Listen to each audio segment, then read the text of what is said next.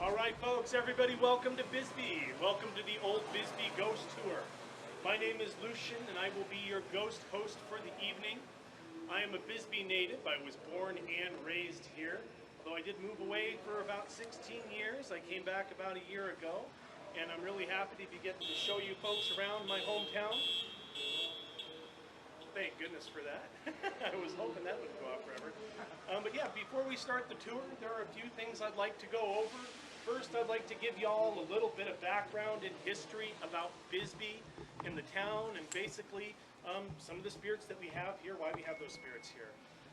Bisbee was founded in 1880, but it was actually discovered quite a few years before that. As the story goes, a group of U.S. Army soldiers was searching the area for some supposed Apache horse thieves.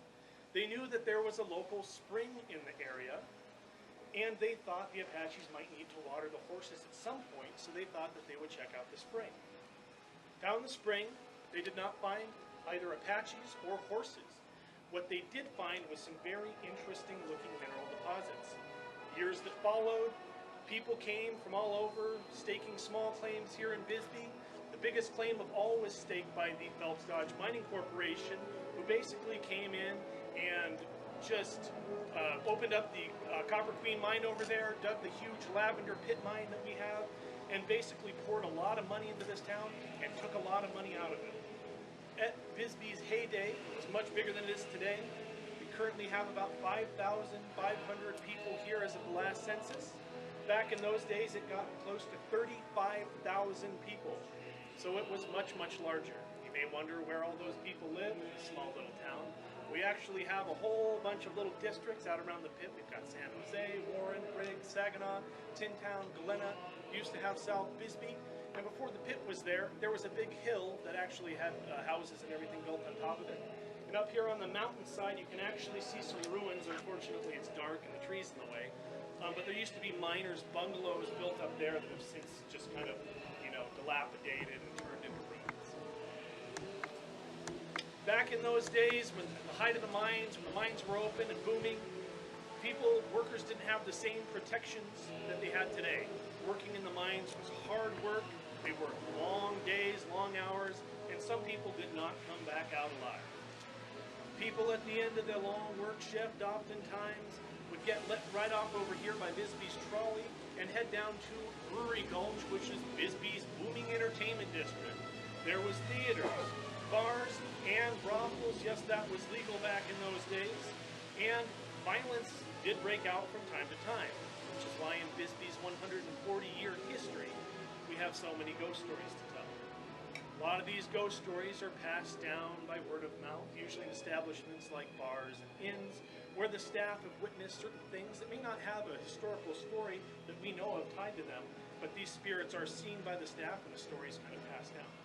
We also have some buildings here that have a very strong historical reason why they're haunted that we know about as well. Do keep in mind that I am not a historian. I am a storyteller. I know a lot about Bisbee, having been born and raised here, and I'll try to answer any of your questions to the best of my ability, but please keep that in mind. If I don't know the answer, I won't lie to you. So after Bisbee's big heyday as a mining town, eventually the mines kind of pittered out and shut down, and Bisbee was on the verge of becoming a ghost town itself. In the early 1970s, a lot of people started moving in from out of town. Hippies and artists and like that. Houses in Bisbee were going for really cheap dirt price real estate, $100 to $5,000 for a house. My mom actually moved into Bisbee in the 1970s and bought a house up on the hill over here for $300, believe it or not. It was a real fixer-upper, but I couldn't imagine buying any kind of dilapidated house for $300 in this day and age. So yeah. Do have a few rules to go over before we start the tour.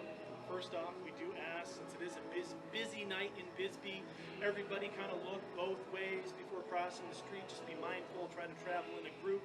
We don't want any more ghosts on the tour. Also, we do ask that if you smoke or vape, that's okay. Just step away from the rest of the group to do so. Also, we ask that you do not drink alcohol on the tour. Or if you do have alcohol, make sure that there's enough for everybody, because that's really not fair if you're just drinking by yourself. Other than that, we ask that you take as many pictures as you'd like. We encourage it. If you see anything cool, please share it with us. The website might even feature on a future tour. We do ask, however, we are going through some residential areas, and we ask that you do not take pictures in any windows. We did have somebody take a picture in an open window that happened to be an occupied bathroom. It was the scariest thing that's ever happened on the tour. Don't want to repeat it now. Other than that, have fun. This tour is meant to be fun more than anything else. It is a walking tour. It's a little less than a mile. We're going to be going up some stairs, across some uneven terrain, uphill a little bit, but it's nothing too bad. Just let me know if you do have any trouble at all along the way. As we walk, we're just going to make some stops occasionally, and I will kind of let you know a little bit of the history and ghost stories about the places that we visit along the way. Is everybody ready to go? Yep. All right, let's do it. Is this the 8:30? This is the 8 o'clock tour, yeah. You have the 8:30 tour? Okay, yeah. So you just want to wait here, and somebody will be here with you shortly. Ah, thanks. All right, folks.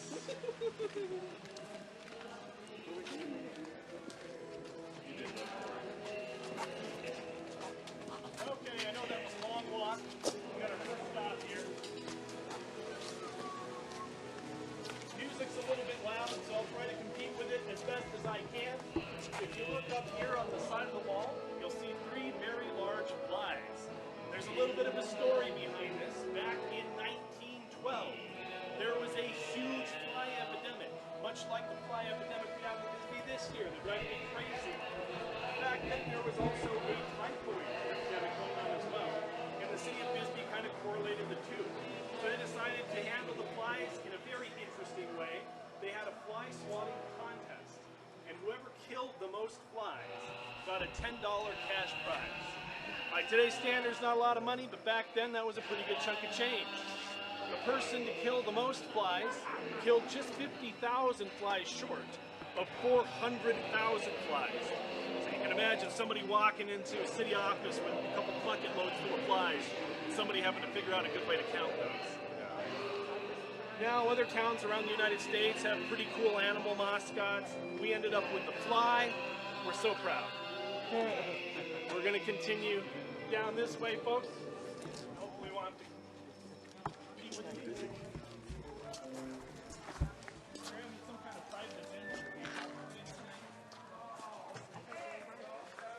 That's not what he meant. I don't think you would have said that to us. Like on to the show. That was the gospel meeting up at the other place while we were at today.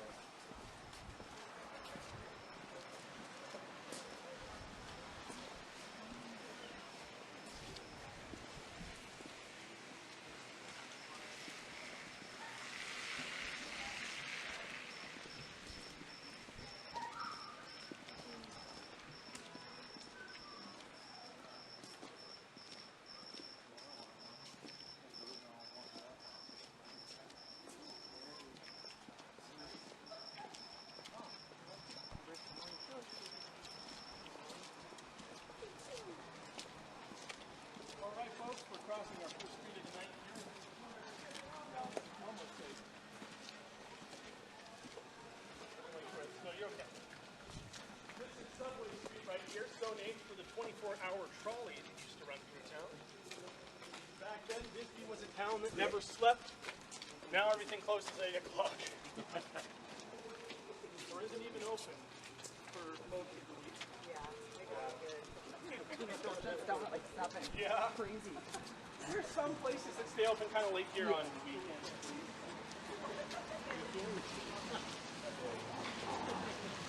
All right, one more street crossing here, folks.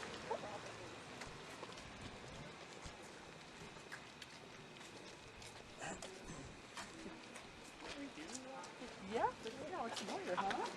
Look familiar. This is Bisbee's historic post office and library, founded in 1906. Actually, the library was established in 1882. The post office. Oh, there's a PO box is development museum. And we are going to make a very brief stop right over here, folks, if everybody wants to kind of split the difference on the sidewalk.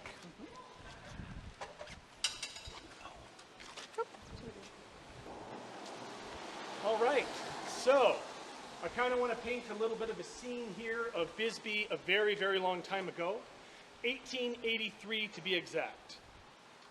Things were much different. This street still ran through here. Of course, it was not covered in asphalt. It was a dirt road. Buildings on either side of the street were made out of wood and adobe. None of the brick and mortar buildings that you see here today. 6 men came riding into town on horseback. These were 6 outlaws known as the Cochise County Cowboys. These gentlemen were looking to rob a bank, knowing or having heard some rumor that the local bank was going to have a big deposit ready for the robbing. So when they got here, they got to the bank, went in with guns drawn, and found out to their dismay that there was in fact no deposit, but they decided to try to take what they could, and they basically, started robbing everybody in the bank. They sent 2 men out front to stand guard with rifles. But a local lawman came out of a restaurant across the street.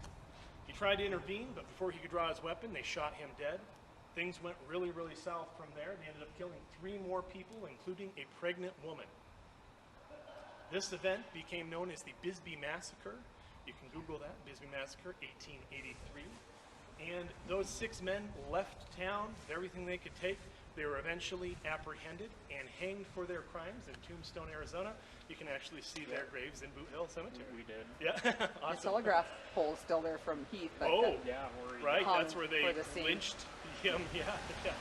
So, do you know about that story? So, basically, we have another little story involving this building right here across the street. That's the Miners and Merchants Antique Center.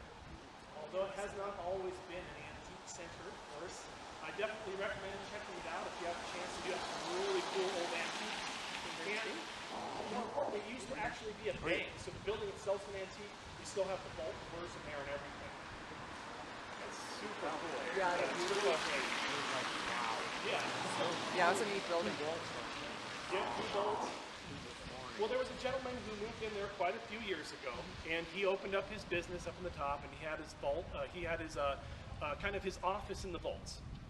And one night he was back in the vault, just kind of going over the daily, business, going over his till, seeing how much money he made.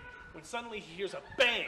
He hears glass shattering. He hears something, like muffled yelling, and he's shocked, thinks that somebody's breaking into his business. So he goes out front to see what's going on, and guess what he sees out there? Nothing. Nothing. It's completely empty, dark. Looks like nobody's been in there. So he actually goes out, looks out front. Back in those days, Bisbee was a lot less busy than it is now, even on the weekends. So he goes out to see pretty much nothing in the street. Well, this ends up happening again the next night. But this time he's prepared for it. And he actually runs out front, thinking he's going to catch somebody in the act of some kind of prank or something. But again, nothing. 3rd time this happens, he decides he's had enough. And he moves out of the space, breaking his lease. Hasn't quite given up on Bisbee yet. His story is going to continue a little bit further up the road. We're going to continue up this way.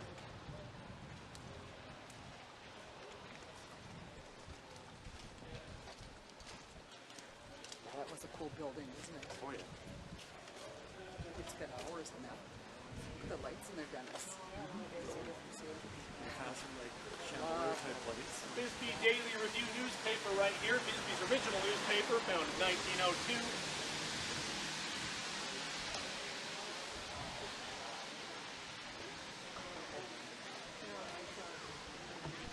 That's a neat building too. Yeah. They're all unique little this. stores. It is, yeah. I love these little. Big spider. Yeah, that was a big spider on where you were pointing. Yeah, that's why I noticed first. A little guy about you, babe.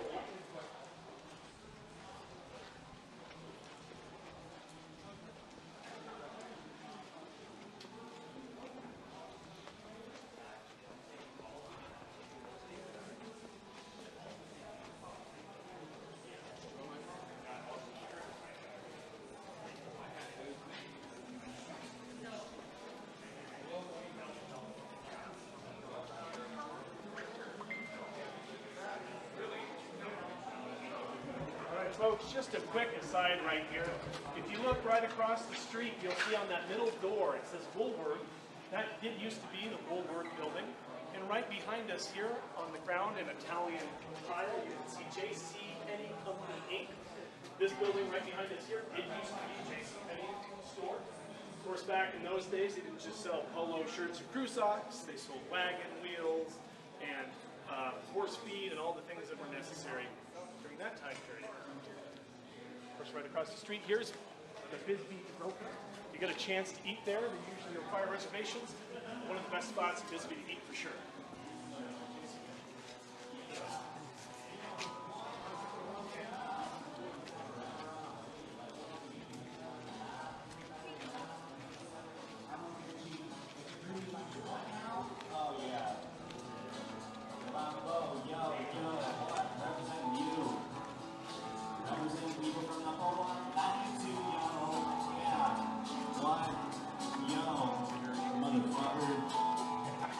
Yeah.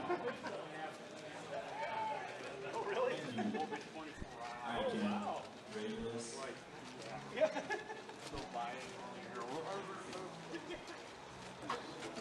We have like 13 bars in downtown Fargo, and I'm right packed right in the middle of them. Oh my gosh, that can be either a really good thing or a really bad thing, depending on. New Year's is really bad. I bet. Probably just trying to drive to and from your house is a hassle.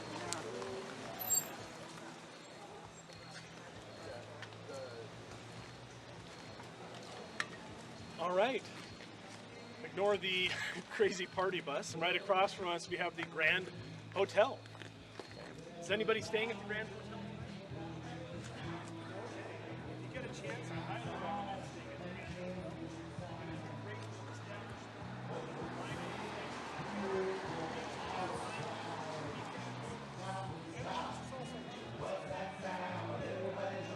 now a little bit of a story here again. I want to take back to the early 1900s. There was a lot of risk of fires in Little Canyon. We still have that kind of risk today. We've had some really close calls in the last few years, but of course we have planes that can fly over and drop stuff on the fire. Back then they didn't quite have the sophistication firefighting technology that we have today. In 1907, there was a pretty big fire in Bisbee that got everybody pretty spooked. And they decided that they needed to do whatever they could to prevent a bigger fire that could cause even more widespread damage in the town. So the city of Bisbee got together and they said, we need to do something. So they invested in the fire department. They put together some new fire drills. Unfortunately, it was not enough. 1908 came around, and that's when the big fire came through. It actually started in a closet at the Grand Hotel, please believe. Of course, it wasn't the same building back then. All these buildings were made out of wood and adobe. Fire lit up, got out of control, blazed, ate down Main Street both directions, completely obliterating every single building on Main Street. Caught fire up onto the hillside there as well, burning houses as it went. It was the most devastating fire, perhaps one of the most devastating events that ever happened in Bisbee. No lives were believed to have been lost, but the property damage was overwhelming. Of course, Phelps Dodge was pulling a lot of money out of this town at the time. They weren't about ready to give up yet, so Bisbee rebuilt bigger, better, and stronger with the brick and mortar buildings that you see here today. Fast forward a little bit, we have a story about the Grand Hotel. This happened in the mid-1980s. There was a gentleman who was doing construction on the stairwells. They were doing renovations at the Grand Hotel. As he was doing this renovation, he sees a woman walking up the stairs. And he says, you can't do anything. You're currently under construction. She ignores him, paying him no mind, and continues up around the stairwell and disappears. He follows after her, shouting, and guess what he sees? Nothing, yes. So completely gone, you know, and he was perturbed by it because the clothing that she was wearing seemed to be not of this time. Of course, it is Bisbee, look at me. So, you know, you never know. People are kind of dressed funky sometimes. So he went down to the owner and said, hey, I saw a woman on the stairwell. Do you know anything about that? And the owner said, well, can you describe her for me?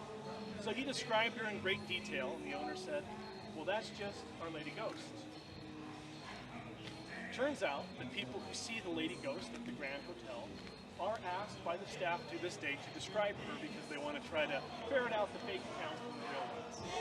Lady Ghost is said to be a little bit of a mischievous spirit, moving things around in the room, but she's got nothing on our next ghost, and your pulling of the ear story comes to mind here. The next ghost we're going to talk about is Jeremiah. Jeremiah. I have a question, sorry. Sure. Like guy in the fire, or what's the ghost? So, again, this is one of those cases where these stories are kind of passed down by the staff, where there's really no, like, who knows? They could have died in the fire. Again, we have reports that nobody was believed to have died in the fire. They could have died at an earlier time. Whatever that person was in life has been kind of lost, and now the story of the ghost exists. Yeah, no problem, absolutely. So the next ghost we're going to talk about is Jeremiah, and Jeremiah is actually believed to be from out of town, because Jeremiah actually only started showing up after they did renovations and removed the original bar top, and they got a new bar top from the old Pony Saloon in Tombstone and brought it in. Since that point, they started seeing a new ghost that they call Jeremiah. And Jeremiah is an especially mischievous ghost who is most often spotted in the ladies' bathroom. So if you happen to be in the ladies' bathroom in the Grand and the door is shaking or the lights are flickering, don't worry, it's just Jeremiah. Not excusing his behavior, but there's not much we can do about it because he's a ghost. We have a story about a lady bartender who worked in the Grand and was... There's a ghost. Yeah. Yeah, a lady bartender who worked in the Grand, who was basically closing up for the night, doing her last minute duties, and she went into the bathroom to clean up when the lights turn off on her. She got a little bit spooked knowing the story about Jeremiah, but also knowing that there's actually no switch in the bathroom. You actually have to turn it off from the breaker. So she was a little bit spooked. You know, I would be too. So she decided, I'm going to leave bathroom duty for tomorrow. Went out front, started, quickly cleaning cups, cleaning off the countertop, rubbing it down, when suddenly she feels something rubbing into her shoulders like thumbs. Gets the spooks, but ultimately decides that maybe that's a perk of the job, and she still works there today. Does she still get massage? I don't know. Maybe you can go ask. Yeah.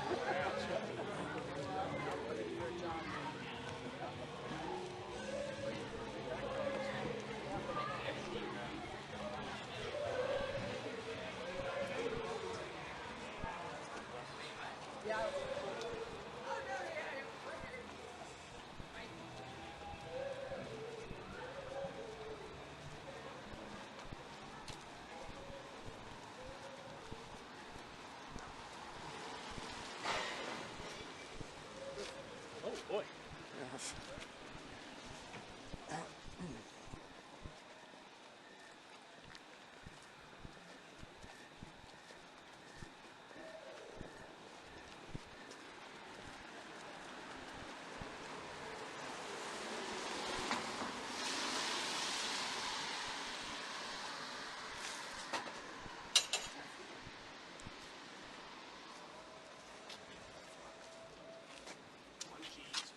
Mile High Munchies. Saw this earlier. Yeah. We didn't go in. So it sounds like a place for a terrible hunting, right? Mile High Munchies. So basically, this is where the story of the gentleman who had the miners and merchants actually takes back off. This is actually the building that he chose to come and move into his business. He probably thought not every building in Bisbee could possibly be haunted. He's probably right about that, but he did pick terribly because, spoiler alert, this place is definitely haunted. So as he moves in, he starts noticing things. It's not as extreme as it was before, but just kind of cold feelings. Very cold in there, just kind of odd, aura to the place. Hearing things outside like footsteps creaking on the floor. So he decides to do a little bit of research. And he actually found out what this building used to be originally. Does anybody have any guesses as to what this building's function used to be? Yes, it actually was. This was the town's original mortuary. This was the Mitchell family mortuary.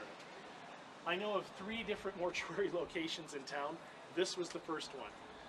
So he decided at that point, to heck with Bisbee, I'm getting the hell out of here. And I heard he moved to Las Vegas. So done with Bisbee. Other people have come and gone to this space in the time since. one person in particular is an artist named Barbara.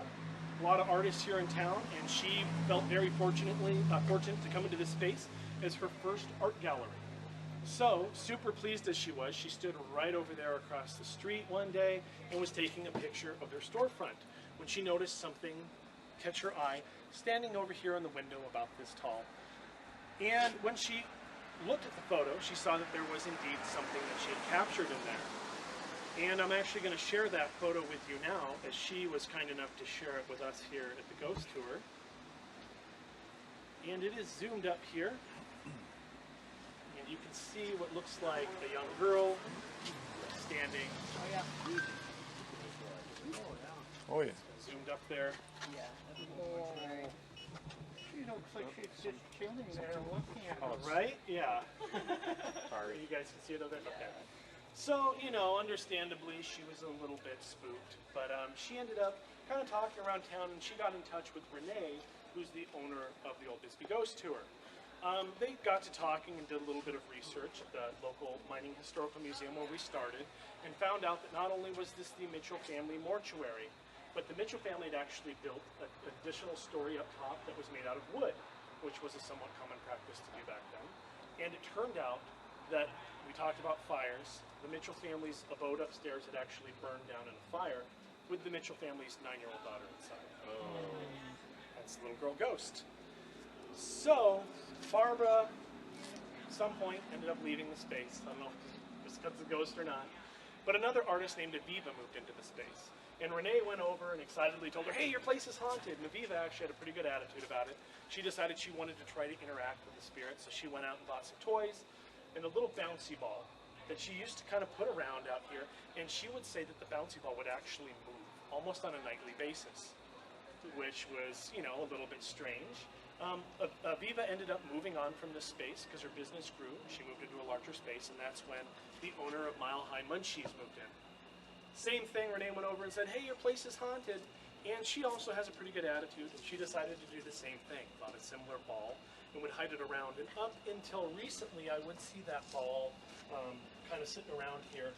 But talking to her, she said that she actually does not notice the ball moving around a whole lot. However, she has noticed other things moving around sometimes, or things going missing or misplaced. So perhaps the little girl's just moved on to a different game. Who knows? I do recommend the cheese roll.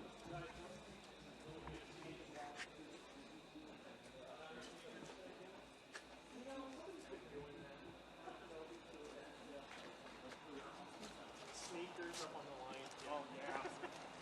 You thought we earlier. Yeah. I think so, yeah. People with nothing better to do, probably some kids. The hooligans, yeah. Hi, you're right.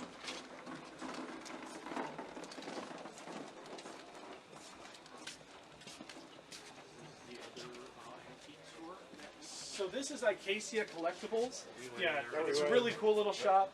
I'm just pointing it out now because there's actually a pink coffin in there. That's all Ghost Tour merchandise. Renee, the owner of the Ghost Tour, has a company called Sweet Midnight.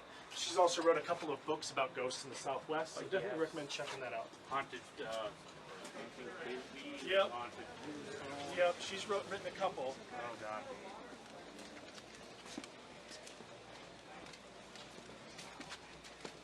Bisbee Social Club, Bisbee's very own speakeasy bar.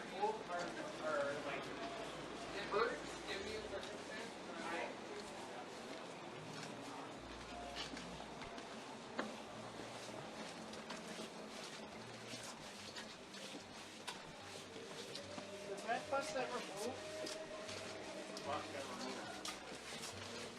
Essentially. I just noticed it here for the first time the other day. Boom! It's a new, it's a new addition. Because those flashing lights are very distracting. Yeah, it's kind of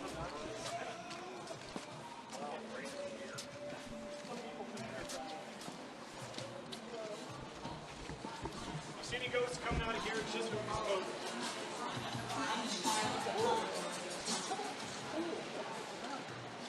Cigar bar. We're going to head down this way, folks. Watch over on your right hand side. There is a little bit of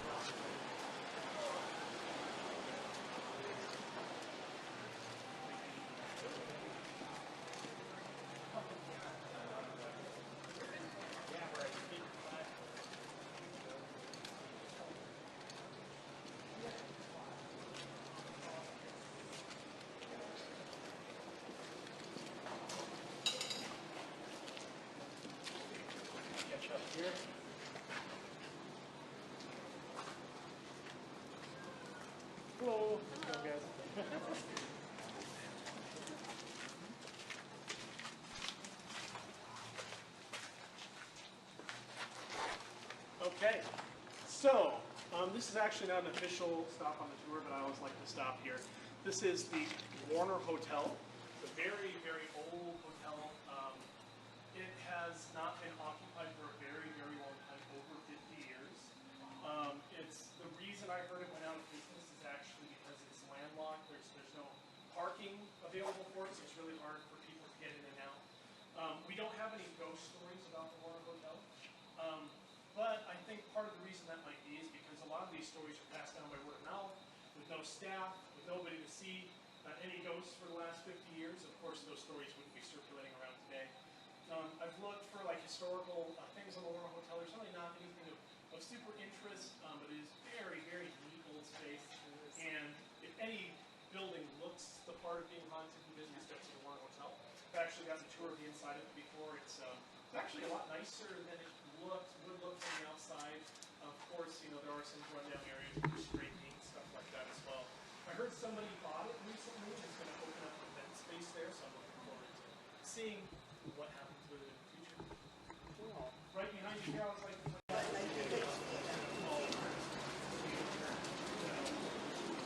public intoxication, but it's a small town. As far as the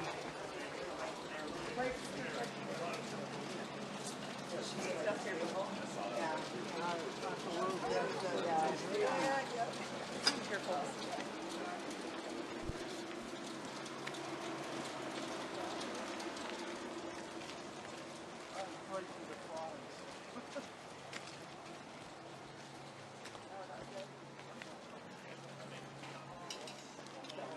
Wow, look at that. Check this out. Holy. You didn't drive by here. So this is a stop on the tour, not necessarily because it's haunted, but because it's cool. Great photo opportunity, especially with the ideally placed dead end sign right there. These angels were commissioned by the homeowner and built by an artist and blacksmith local named Ben Dale. He does stuff like this all over town. You can see his work. He's a very talented, multi-talented guy, one of the nicest guys you'll ever meet. These were commissioned back in 2001. They were originally going to be something much smaller in scale, but then 9/11 happened and they decided to do something commemorative. So they were upgraded to archangels.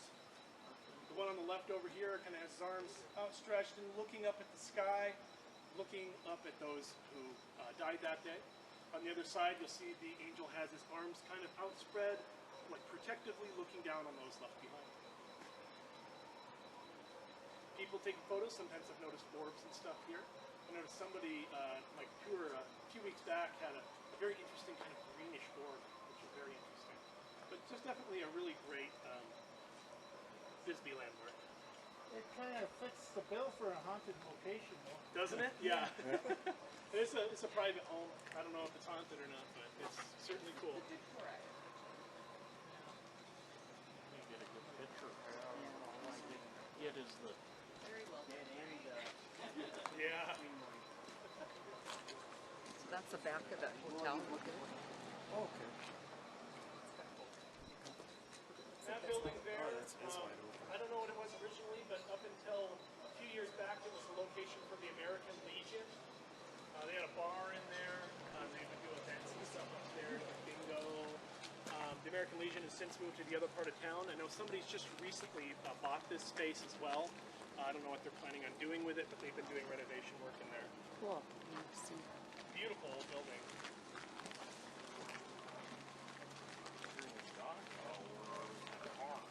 Right over here, you can see another angel kind of tucked away. You can push there. Yep, right there. Look how you shine. Well, that's somebody's car. Those things.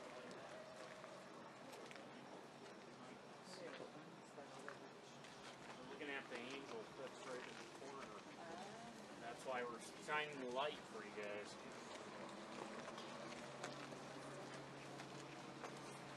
Posted. No trespass. All right, folks, we are going up our first staircase here.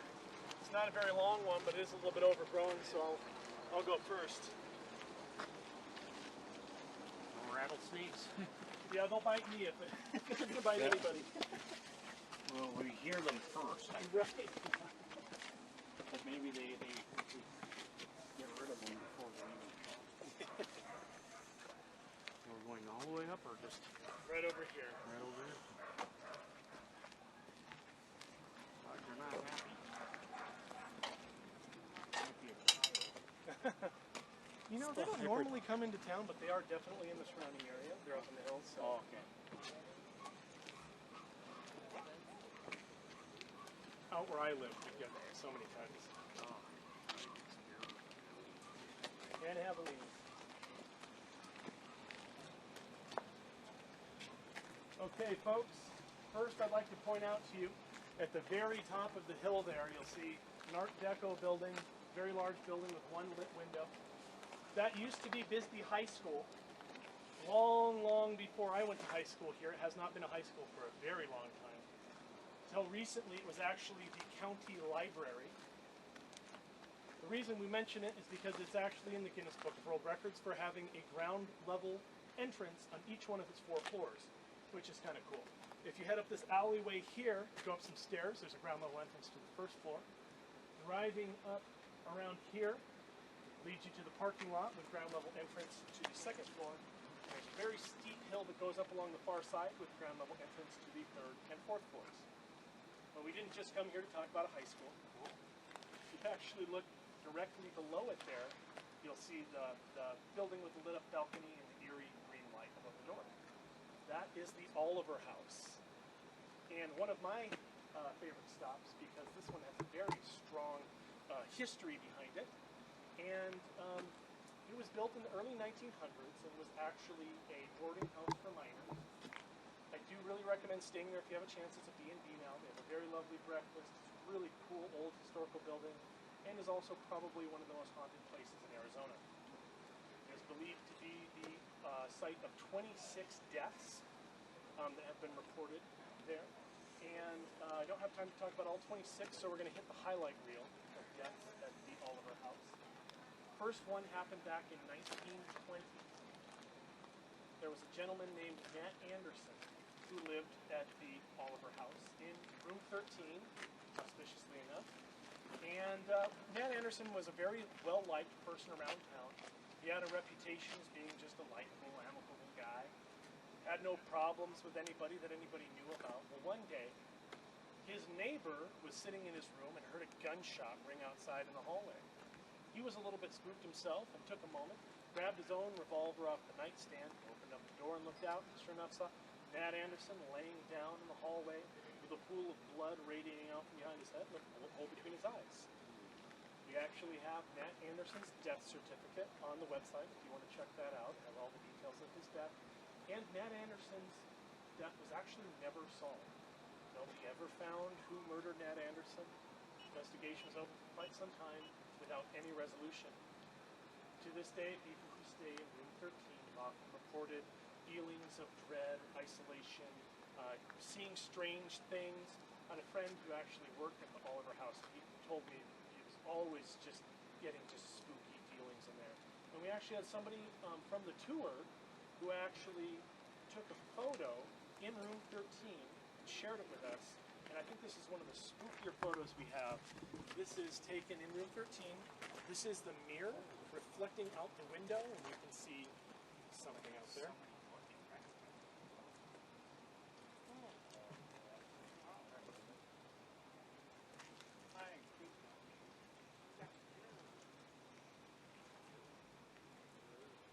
Now, the interesting thing about this particular photo is room 13 does not have balcony access. It is on the second story. So that person is standing in midair outside of the window. So it adds a little bit of a spook factor to it. Beyond that, we have one more incident we're going to talk about, some more deaths that happened in the mid-1930s.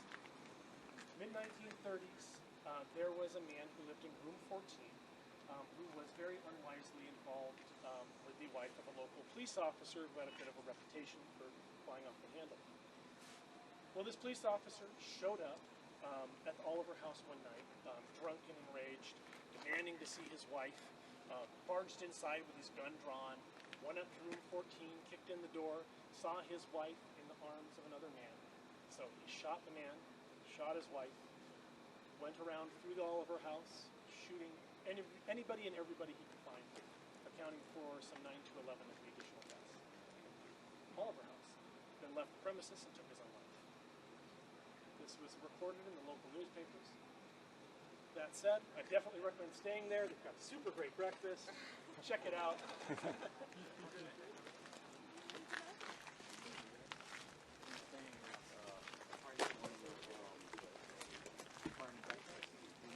Oh, cool. Last night, me and my buddy, the tall guy, we were sitting in bed talking, and all of a sudden we heard a knock, and the doll was facing right through the door. Doll's already creeping out. And then I kind of threw it in the eye, and then 30 minutes later, it came to oh my gosh. Is that something you wouldn't remember? Right over here, this used to be the International Order of Odd Fellows, a hall for them. It's kind of a fraternal organization. You know, guys get around and they kind of had very ceremonial things. They would dress up and do kind of almost ritualistic kind of things, but it was, you know, just a fraternal organization. My dad first moved to town. He actually rented a space here, and they needed an extra member, so he briefly served as the chaplain. Now it's the Kilimanjaro Event Center. Actually had my wedding reception here. It's a very lovely, lovely space. All old, you know, wood floors, very well preserved. And my wife is currently teaching ballet to kids there as well. It's a really cool old building. Right over across from us here, this used to be Bisbee YWCA. It's currently just called the Bisbee Y. This big one. This one right here, the big one, yeah. Big Okay. one. It's now currently like apartment housing. Looks like an apartment building. Yep.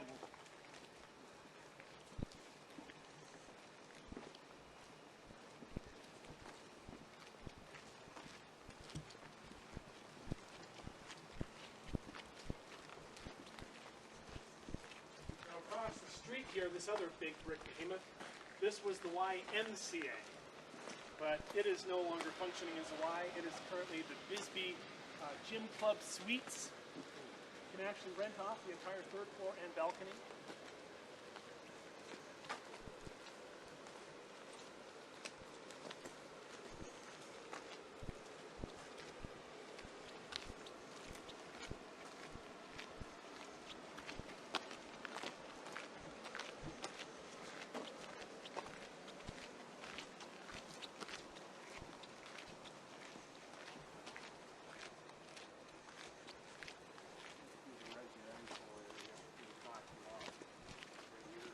Oh, you came up here? No, I'm just saying.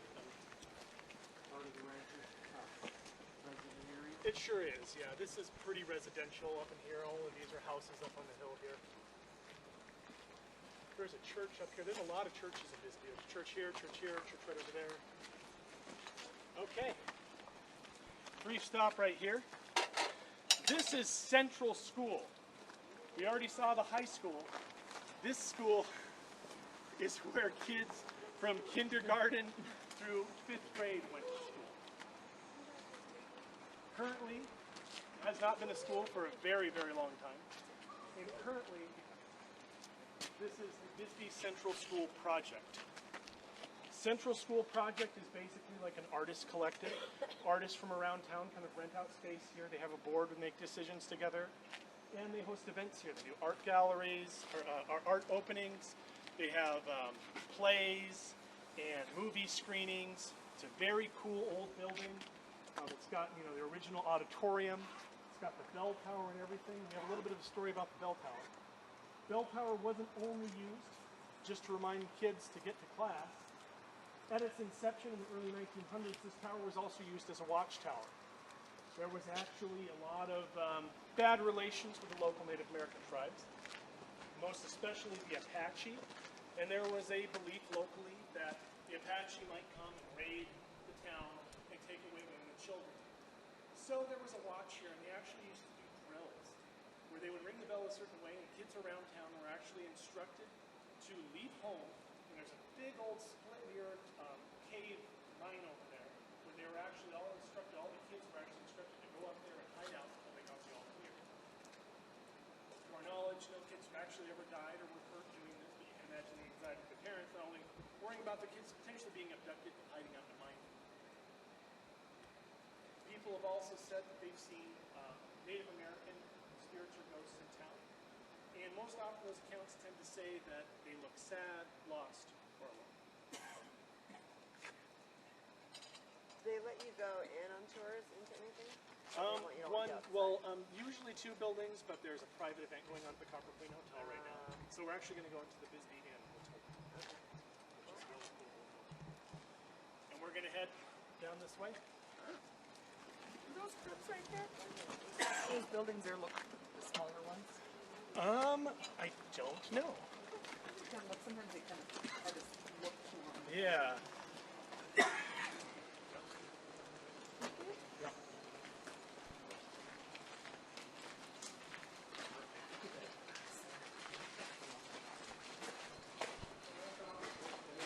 Just to let you folks know, especially at the end of this alley, we're getting a little bit of uneven terrain. Do be careful where you're stepping.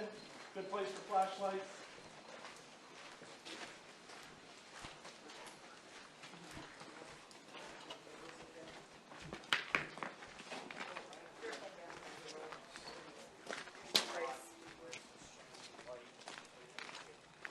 Right over there is the back of the Copper Queen Hotel. We're actually going to end our trip in the front of it, and we're actually heading around this way.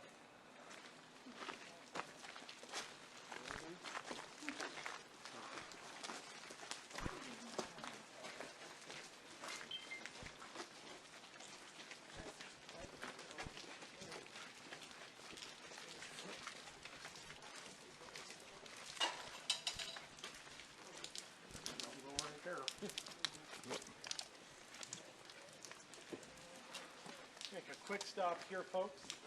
This right here is Bisbee's Broadway Street. It is neither broad nor really a street anymore. I don't know why it's called Broadway.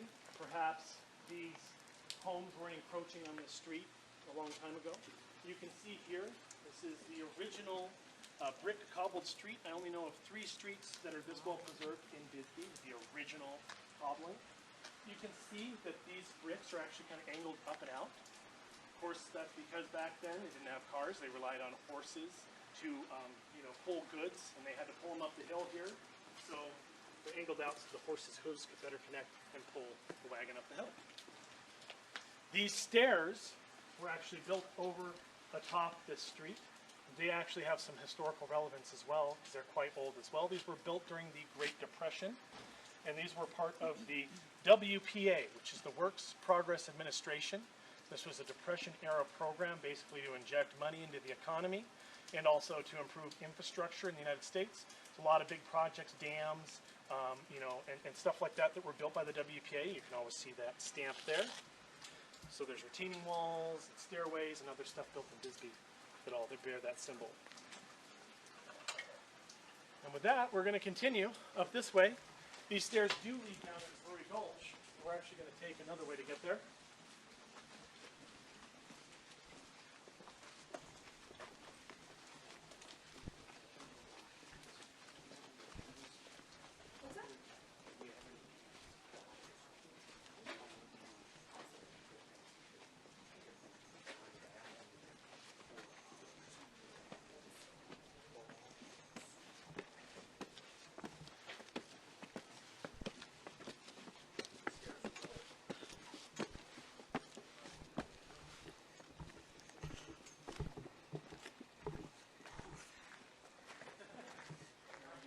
I know, it's high elevation here too. It's over a mile high.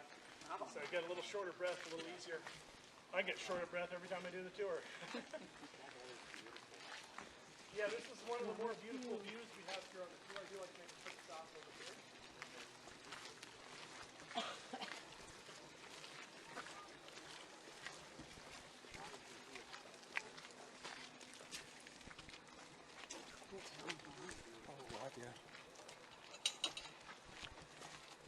So out here, this is Bisbee's Brewery Gulch. One of the better views we're going to get along the tour. Great place for photos. I'll offer a few highlights of what we can see around town here. Over there you can see a greenish clock tower, kind of dome-like building. That is the Pythian Castle. It used to be the headquarters of another fraternal organization known as the Knights of Pythias. A couple buildings over, you can see a square kind of brick building. That's the Bisbee Inn, historically the Hotel L'Amour. We're actually going to go in that building a little bit later. That's the one that's way across there with the lights in front of it, that kind of middle brick building. A little bit closer over here, you can see what looks like a house right there, right past that white fence. That house is actually atop St. Elmo's Bar, believe it or not. That house was not built there, it was moved there. And it was actually once housed ladies of the evening, back when St. Elmo's offered that particular service. The ladies did live upstairs in that room. Further up here, this is Zacatecas Canyon. And this was historically kind of the red light district. Most of the prostitution that happened in Bisbee was there. There are still stairs that kind of lead up to nowhere. There used to be the establishments where those women worked. And there's actually some, I'm sorry. Oh, they're actually up beyond you. They're up down. That right there is City Park, and that's actually where we're headed now.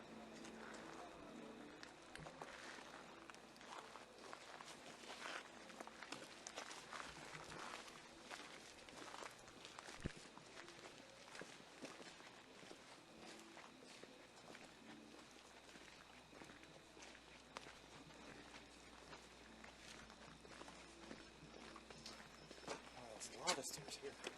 Yep, but we're going down them. Which is easier. Yeah. This is actually the start of the Bisbee 1000 stair climb. It's right at the bottom of this.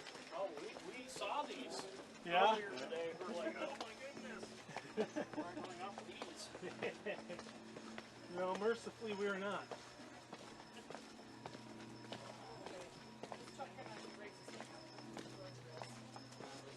Our wells are wet. Not tennis. Yeah, we saw the park earlier today. Amphitheater? A lot of kids gonna be. Wow. So this is Bisbee City Park, dedicated in 1916. You can already hear my voice echoing here. This band shell was built before microphones were in common use, so it's definitely meant to project your voice.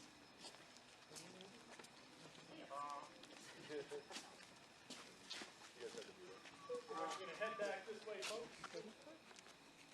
Normally I ask people to take a seat here on the steps, but it has just rained, so we want to stand in front of the steps.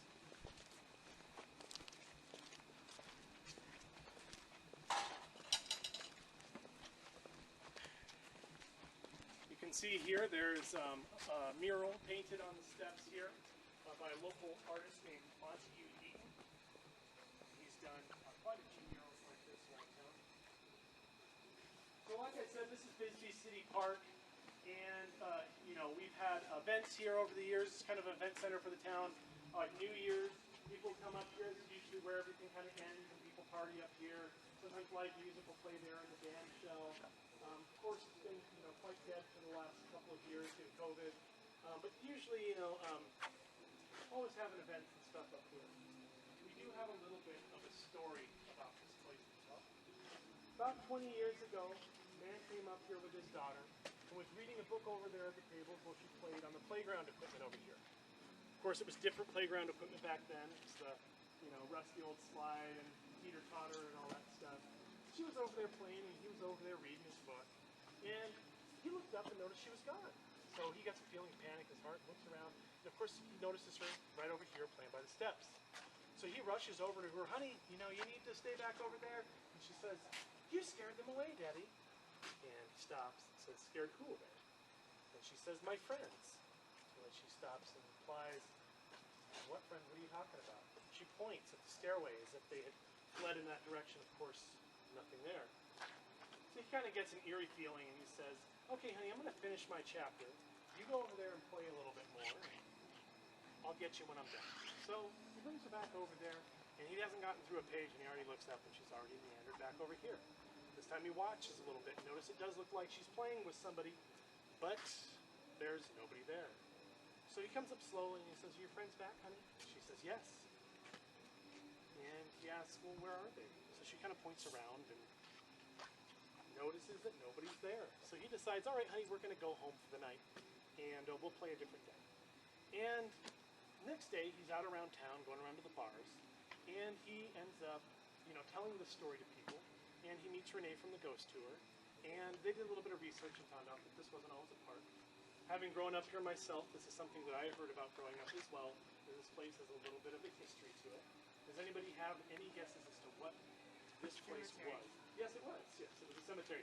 And you can actually see right over here, there's actually a mural on the far wall there depicting the cemetery. On the website, we do have some images of the cemetery from the Mining and Historical Museum. Unfortunately, they're fairly low resolution, but if you wanted to take a look at them, I would recommend taking a look on your phone. So, yeah, we have a little bit of a story for you. Why did Bisbee do something as disrespectful as building a park on top of the cemetery?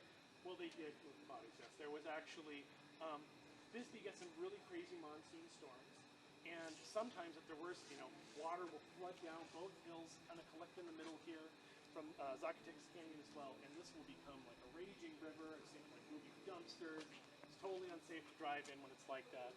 And back in those days, there was some worry about erosion. And also, there was some groundwater, water supply in the town. I'm not sure for that. They kind of dampened that, worked about it for a long time, and eventually decided, yes, we need to move to the cemetery. Of course, people living back then had, loved ones buried in the ground, so they respectfully disinterred every single marked grave, moved them all the way to the other side of town to the current town cemetery, which is the Evergreen Cemetery, which is a much larger space. Keyword there is marked graves, as there are believed to be several unmarked graves whose remains were never disinterred and are likely still belong today. So yeah, people have taken photos here and seen some very strange things. I will share one photo with you guys.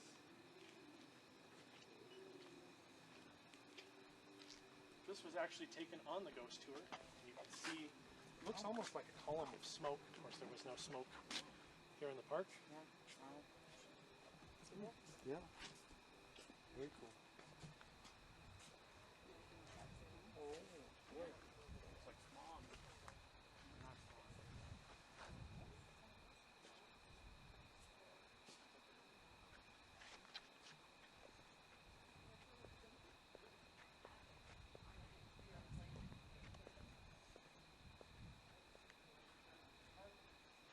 Definitely recommend taking any photos. Have you been doing any readings with your one stuff? No, not really. That's okay. I turned it off. Mine's still on. I haven't come across anything that my cell phone hasn't picked up. Oh, sprinklers! Glad I moved. Oh, it's probably on then. Well, that spooked me. Okay then.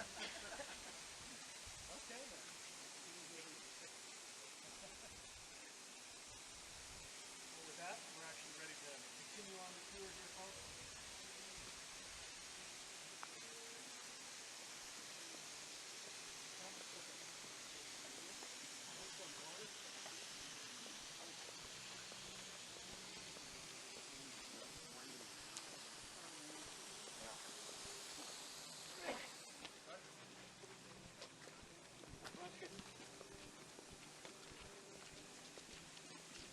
How bad it was. From just the sprinklers. Brendan. Look at the picture I want to see.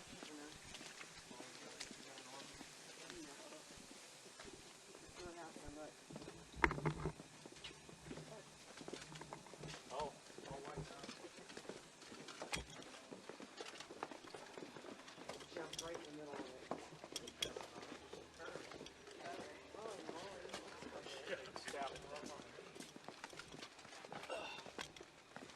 So there's a little way around. You can go right here. Yeah. So this is Brewery Gulch right here. Again, this leads up to Zacatecas Canyon. And this is the bar. This thing Elmwood Bar right wall right there is called the Bisbee Free Wall. You can kind of just paint like murals and stuff on there all the time. It's kind of neat. Give them a phone. We're gonna head up this way, folks.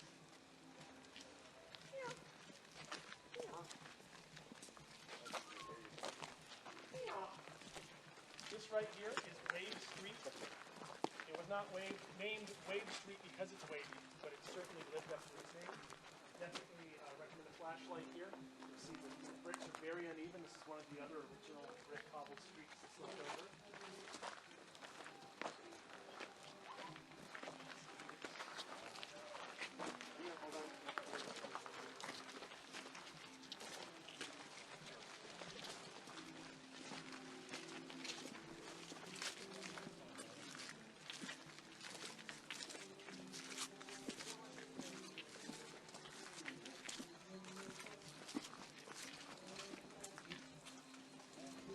Careful. Careful, Bryce. A little uneven brick. Yeah. Bar, so named because it's in room 4 of the original Silver King Hotel, but also because it only seats 4 people inside. It is Arizona's smallest bar.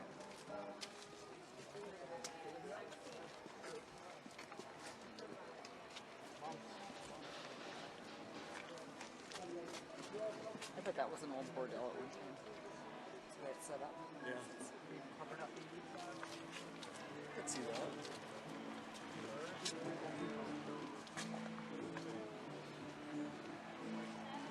There's so much to see here. Be careful on you. There's a level up right here. Okay. Thank you.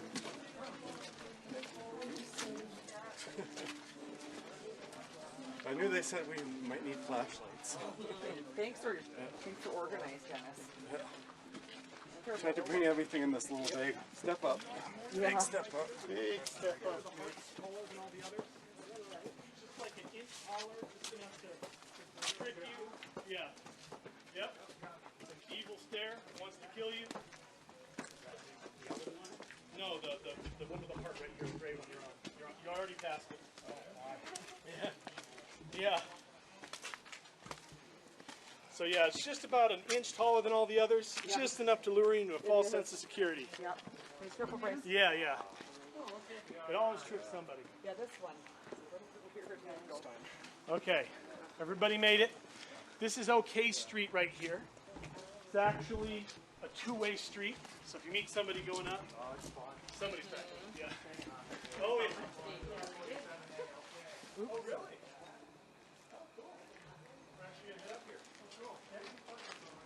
I don't know if that one. Oh, we got those. I'll have to point out which one first. My name actually was the house I lived in until I was 6 years old. Is right up there on top of the hill.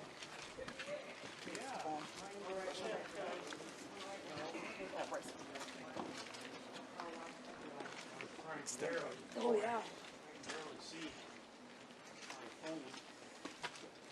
We're on the highest white city.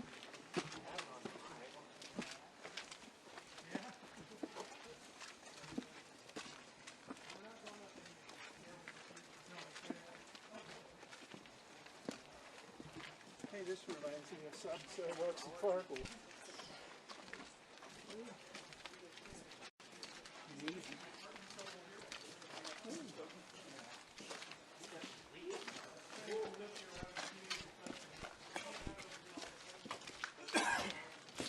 Steel.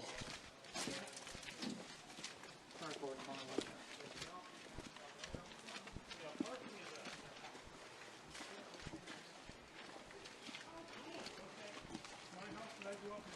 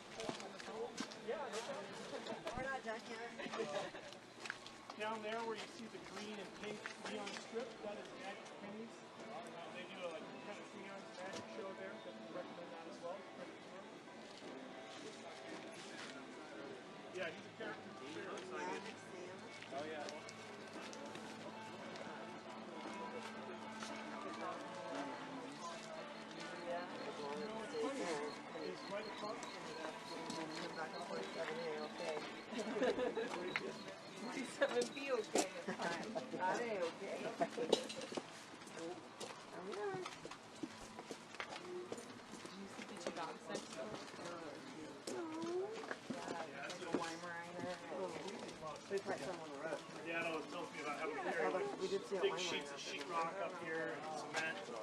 Yeah. Alrighty. So, directly behind us here, this is the Hotel L'Amour, Bisbee Inn. We have a little bit of a ghost story that happened right here in this alleyway. Basically, this was about 30 years behind her with white robes, like billowing behind her as well through the rain.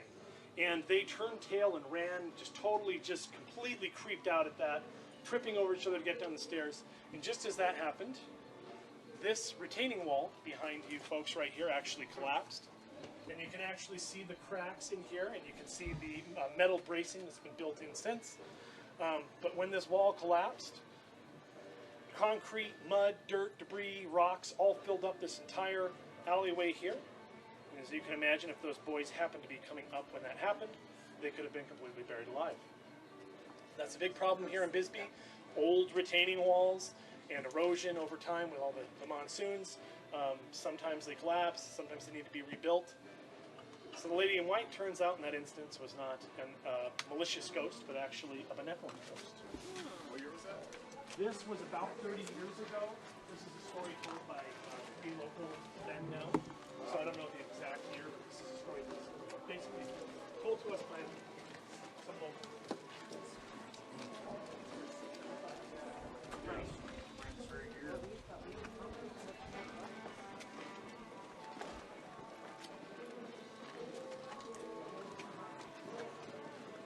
Definitely not for the handicapped.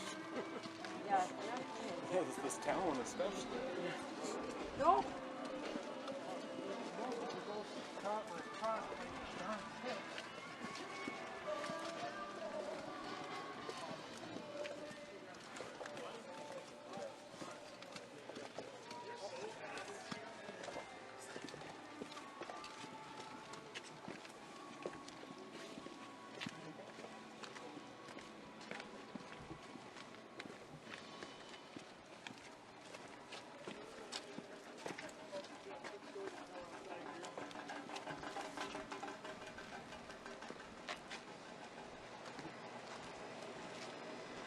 Okay, this is one of the more unusual ghost stories. The Hotel L'Amour is haunted by several ghosts, but there's two that are definitely the most popular. You can actually see on their flag there, they have the two most popular ghosts depicted. That's the lady in white. And the other ghost we're going to talk about today, if you actually take a look right over here, you'll see what looks like a little kitty cat bowl inside this basement area here. There actually are cats that live in there. We haven't seen them for a while. I saw them today. Oh, really? Well, Bisbee, has had a problem with that over the years, people feeding kind of feral cats and stuff and then procreating. There's been cats living here in this building for a very long time. And the former owner of the Hotel L'Amour really did not want cats in there at all. And there was one cat in particular that was always trying to get in. And they were pretty good at keeping the cats out. However, they owned the building next door, which was the Hotel L'Amour Saloon. And the cat did manage to get inside there. And it got downstairs and into the storeroom, and they lost track of it. A couple days later, they came back and found the cat dead. A couple days after that, the owner saw that same cat inside the inn. And since then, the cat has been spotted on various occasions, most often associated with this room right on the corner right here. Oftentimes, guests have reported such things as hearing something, feeling something jump up on the bed, hearing purring and something scratching at the edge of the bed, panicking, turning on the lights, and seeing nothing there at all. Renee actually has a friend who came in from out of town and decided to stay in one of the spooky rooms. Said, "Hey, Renee, put me up in one of the haunted rooms." And this person was a skeptic, and Renee thought it would be funny to throw her in the cat room. So she stayed the night in the cat room, and during the night she actually did hear something scratching at the window. She was a little bit perturbed, but a little bit too afraid to go and check it out. So the next day she told Renee, "Hey, I heard something scratching at the window, but I'm pretty sure it was just a tree outside." So you can see there's no tree here, so it was either the ghost cat or the ghost tree. If anybody would like to take a look inside, and you can see both ghosts, the cat ghost and the lady in white flying there. This is an active.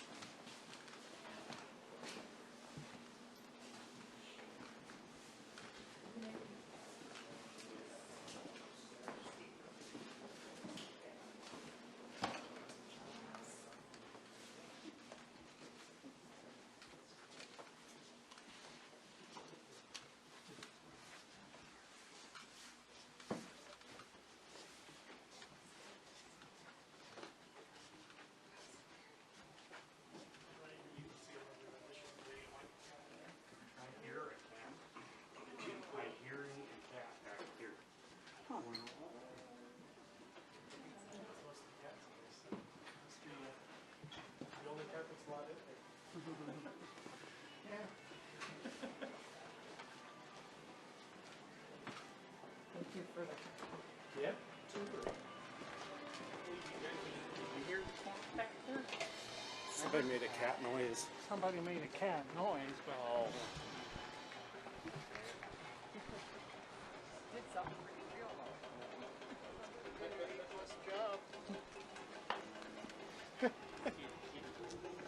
Oh, but it don't, yeah, that's right.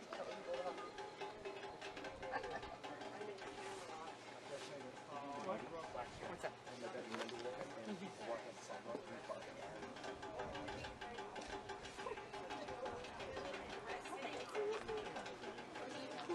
She's scared of cat over there.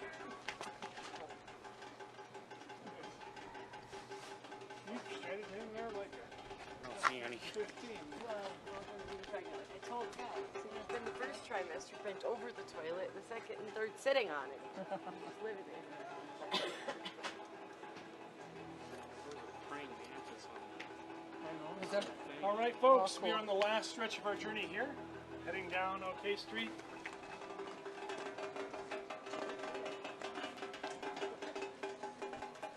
The Bisbee Brewery right here. We recommend it's a very cool spot. How's the beer? I think it's pretty darn good. I'm pretty proud of our little brewery. So It this wasn't here when I was hotel, oh, ready. it's right in here. No, So that's this okay. is not in existence, or this is open? Unfortunately, so basically this was the Hotel L'Amour Saloon. Yeah. When I was a teenager, it was a bar called Hot Lids. More recently, there was another establishment here. Unfortunately, they did close down like right at the beginning of the pandemic. Kind of went out of business, unfortunately. I'm hoping somebody eventually uses that space again. This is a very cool building. There's actually a basement area too. Oh wow. You must have neat to grow up in this area. Yeah, it's very good. I spent a lot of time with my friends just exploring and running around the hills. Art theater too. Yes, yeah. So this is the Pythian Castle right here. So many unique buildings. Yeah, a lot of these buildings were built by a Polish immigrant named Josef Neuheim. And he actually came into town, and his uncles owned a bar down here, and he started as a bartender and kind of became this big like real estate magnate in town.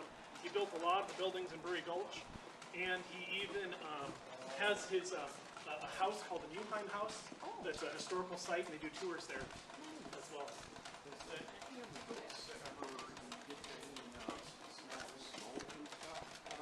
Smell of smoke? There is a ghost in the Copper Queen Hotel that has the smell of smoke. We'll talk about him at the end of the tour. Okay, because I keep smelling. That's probably just people Yeah. smoking. Yeah. Yeah, it could just be. Have you ever seen one? Not personally. I have not. Nope. Living up in this house here, though, I used to have recurring nightmares, and I I got- remember getting a creepy feeling. Which one was yours? The one that was up at the top of the hill. Oh, okay. I do like to point this out right here. This is private residence. We do ask that you not turn lights up there. This used to be the Bisbee jail, and was at one time owned by John Lee. You can actually see up there, it's a cell on the top there. So if you live there and you have kids, you can just punish them by putting them in jail. Or your wife. Well, you might end up in jail yourself. Yeah. Now you don't get any snow. We do actually, a couple of times a year, because this is high desert, we're over a mile high. And we get snow that's good. Yeah. Where does Julia Lowell live these days? Julia Lowell lives at the Copper Queen Hotel. Yep, that's our last stop. Room what? 315 is there a room there? Yeah, I believe so. Yeah, you Allegedly. You really? Did you have anything happen to you? I tried. I stayed up till like 3 o'clock. She likes married men. That's what I said. That's what they told me. I was like, sleep naked. Likes her feet, right? Doesn't look Yes, she does. Yeah. And then he gets up to go to the bathroom. He's like, oh my gosh, she's got me. So this building right here, I like to point out, this is our local dentist's office, but it wasn't a dentist's office when I was a kid. This was Dugan's Funeral Parlor. So now you can get a root canal at the same place they used to embalm bodies. Which is super Crazy. great, yeah. Yeah.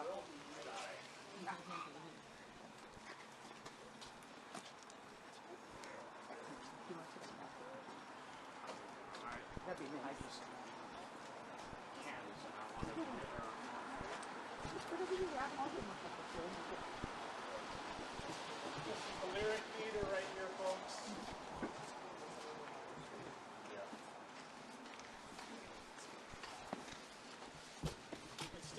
there, right in front of the lamppost, there's still some train tracks showing right in front there.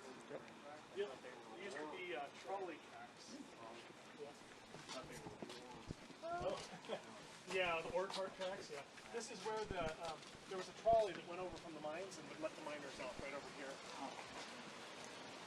Right here, you can start going down these steps. This drainage tunnel, there's several drainage tunnels that go underneath Bisbee. For quite a ways, there's tunnels all underneath here. They lead out to the pit, so when it floods, all the water goes out to the pit. Right over here where this park is now, used to be the Orpheum Theater. The building was still there when I was a kid, but they demolished it and built this park. The building was in pretty bad shape. Do you have the lavender pit if they're still doing mining there, or is that stopped? It is stopped, but it was owned by Phelps Dodge, but it was sold to another mining company named Freeport McMoran. They currently own it. They've been doing some stuff. Like there was a little district called South Bisbee. They bought everybody out and demolished it. But they're not doing any active mining right now, but they're still here. So they could open up the mines at some point, who knows. What is that red liquid that we were trying to figure down out? Probably runoff from like copper and other, other elements. Sure. Yeah. I wouldn't swim in it. I wouldn't drink it. Yeah. Chemical things. Yeah. So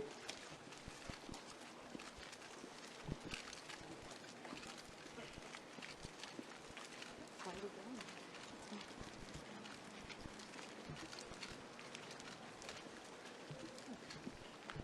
Quite a bit down here.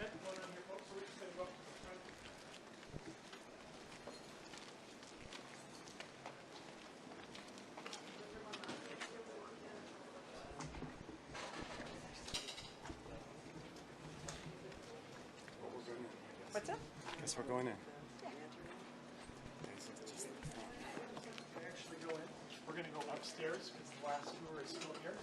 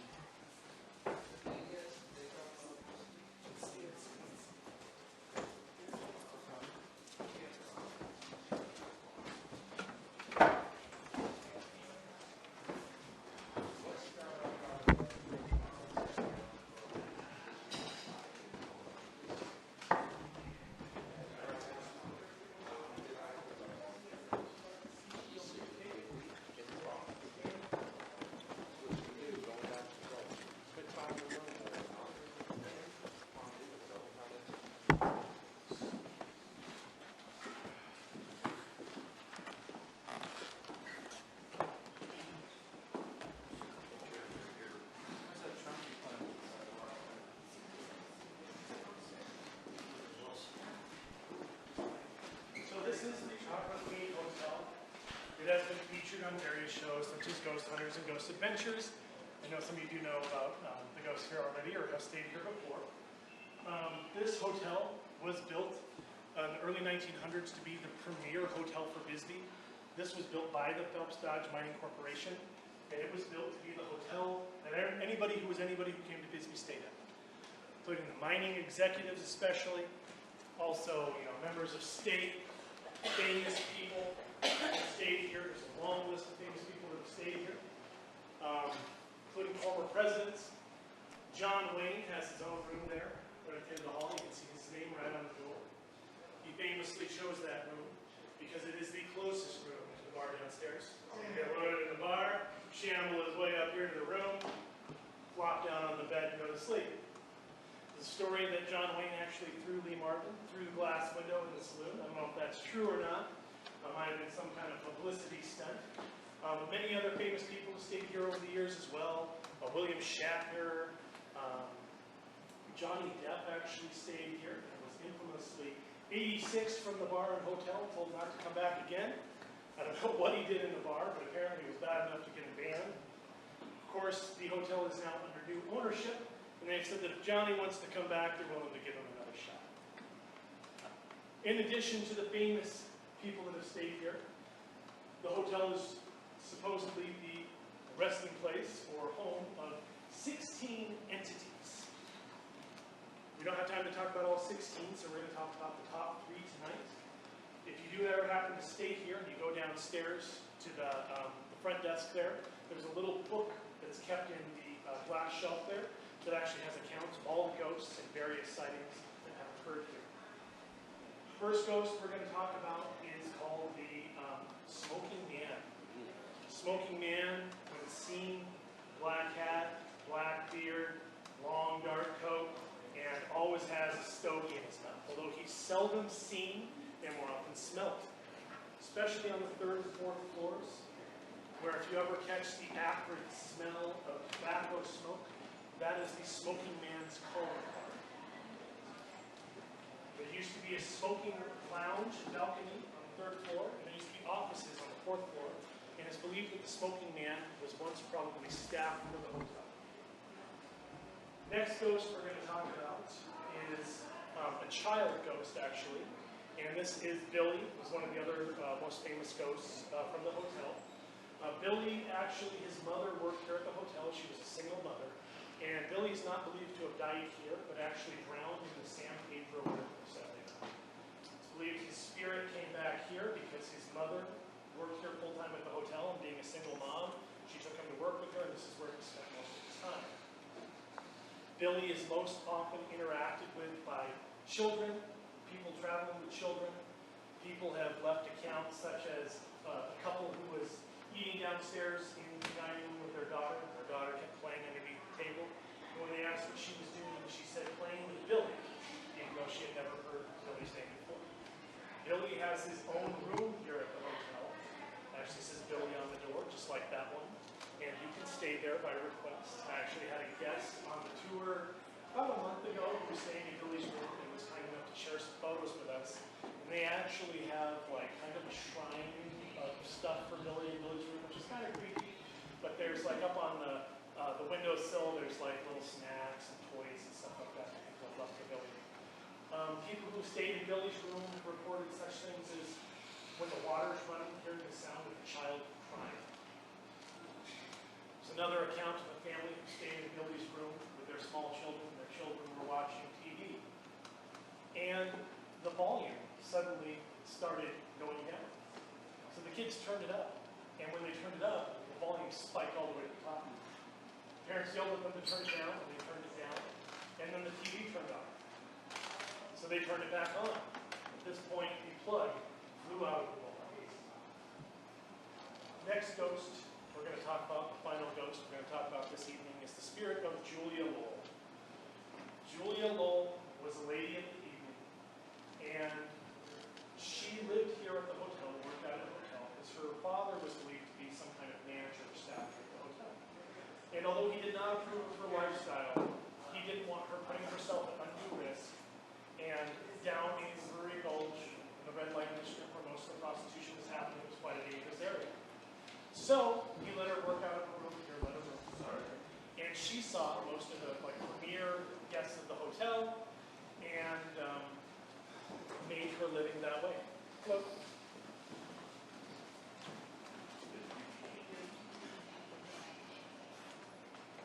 And Julia had the misfortune of falling in love with one of the men she would see on a regular basis.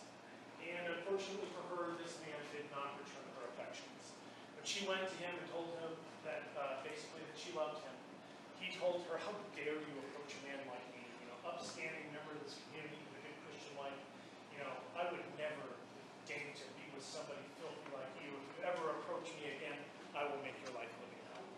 So Julia was completely heartbroken. She came back to her room, was inconsolable, and that night she ended up hanging herself and was found the next day hanging from the ceiling. Since then, people have seen Julia still haunting the hotel, oftentimes climbing up a staircase, just going out of view wearing lingerie, and carrying a bottle of something like champagne or wine. She most often interacts with married men. Not all the time, I guess, but that's her MO. If you happen to stay in Julia's room and you feel feel something like tugging at your toes or massaging your feet, or hear something whispering in your ear and awaken to see a scantily clad woman dancing at the edge of the bed. I guess it's not guaranteed, but yeah, so that's Julia's calling card. Still, I guess old habits die hard. That's all the time we have for tonight, folks. I thank you all so much for coming on the Ghost Tour with me. It's always a pleasure for me to get to show people my hometown. If you ever happen to be in town again, you know that we're offering a couple other Ghost Tour options here in the future. Right now, we just restarted the old Bisbee Ghost Tour pub crawl. It's the only Ghost Tour where spirits are guaranteed. We also have the Bisbee Ghost Hunting Experience. This is not operational yet. That takes place at this hotel, and the other hotel we went into does involve some EMF, ghost hunting equipment, stuff like that. If you are so inclined, if you liked the tour, go on TripAdvisor and give me 5 stars. My name is Lucien, Lucien. If you hated the tour, I'm so sorry. My name is Tim. And Tim, a bad review. Thank you all folks so much. If you want to head down to the bar after this, tell me you're on the Ghost Tour, and I'll give you a discount on your drinks. I tip my hat to all of you. If you feel so inclined to leave a tip in the hat, I'm going to leave the hat right over here on the table. Thank you all and have a great night.